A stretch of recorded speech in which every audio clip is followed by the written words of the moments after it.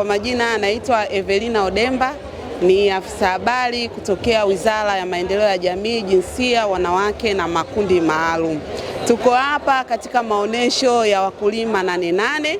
Sisi kama wizara tumeleta huduma mbalimbali kwa wananchi na tumefurahi sana kukutana na wananchi moja kwa moja. Tumepokea changamoto nyingi ambazo zilikuwa zinawakumba wananchi huko waliko, lakini kwa kupitia maonesho haya imekuwa fursa adhimu ya wizara kushughulika na jamii moja kwa moja. Pia tumetoa huduma mbalimbali ikiwemo malezi na makuzi ya mtoto, ikiwemo kutambua makazi ya watoto, vituo vya kulelea watoto, usajili wa mashirika yasiyo ya kiserikali, huduma za ustawi wa jamii, huduma za uwezeshaji wananchi kwa kutumia mikopo ya asilimia 7 ambayo imetolewa na Rais wetu Mama Samia Suluhu Hassani. Naitwa Lilian Kilian Manyuka.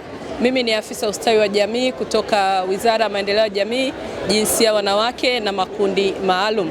Katika maonyesho haya ya 88 mwaka 2026 pia tumetoa huduma za usajili wa mashirika yasiyo ya kiserikali, lakini tuna huduma moja kubwa sana ya msaada wa kisaikolojia kwako wewe mwananchi ambaye basi unakumbana na changamoto mbalimbali. Basi tunakukaribisha sana ili uweze kuzungumza nasi tutakupa huduma na akili yako itakaa vizuri kabisa. Lakini pia tuna huduma za masuala ya malezi, makuzi na maendeleo ya awali ya mtoto, ambapo tumeelimisha jamii ni namna gani wanaweza kusajili vituo vya kulelea watoto wadogo mchana na watoto wachanga.